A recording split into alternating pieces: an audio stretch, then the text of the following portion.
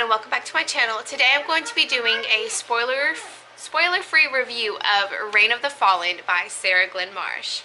So I do just want to step out and say that there is bisexual and gay representation in this book. Our main character is actually bisexual, and one of her brothers is gay. So that was really cool. All right. So this story is about a young woman who, along with two of her brothers and her partner, aka her lover, have the ability to travel through this realm of sorts called the Deadlands. Their job is to raise the nobility of Carthia so that they can continue to rule and to guide the people. Not much has changed in the last 2 decades in Carthia. The king and the rest of the dead are very unwilling to change things, but there is no war. However, there is disease and poverty. Many do feel that with change, progress can happen, you know, like vaccines and cures and, you know, ending poverty, or at least not letting it be so widespread could happen. But the king does refuse to budge on his stance of don't change anything.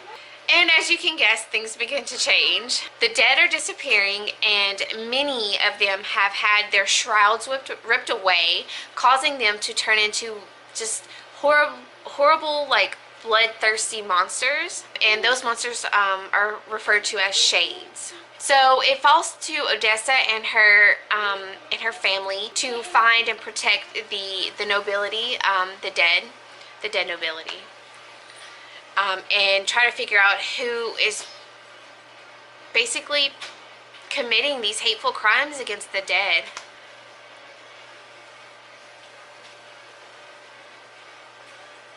But not everything is as it seems, and some tragedy strikes, and Odessa has to try to struggle through her soul-deep despair and grief to keep her family and her friends safe.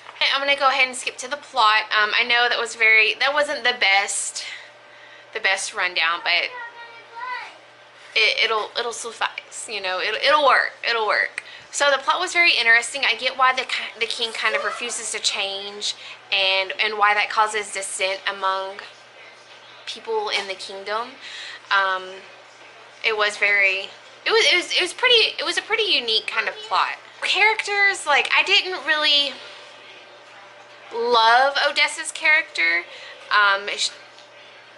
but I did connect with her, and I felt her emotions and everything. She was a very well-written character. I just didn't really connect with her very well. Jax and Simon and Daniel, I believe his name is Daniel, they were very interesting, but we didn't get a whole bunch of background on them, and I really kind of didn't, I guess, connect with them very well because of that.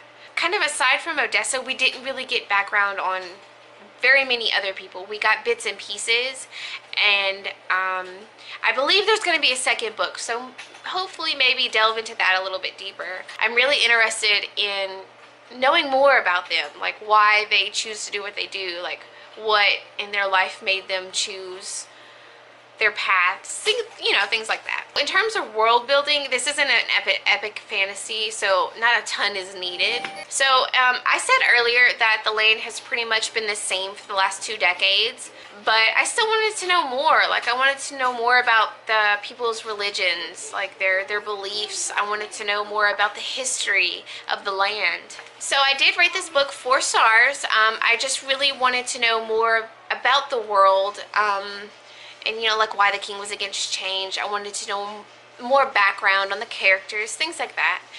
But overall, it was a very good book. I do believe that there is supposed to be, like, at least a sequel to the book. I'm not 100% sure. But yeah, so it was really good. Alright, that is it for my spoiler-free review of Reign of the Fallen by Sarah Glenn Marsh. If you are new to my channel, welcome. Maybe consider subscribing. I'd really appreciate it. My Twitter and Goodreads accounts will be linked down below in case you want to follow me on any other social media. And as always, thank you so much for watching, and I'll see you later.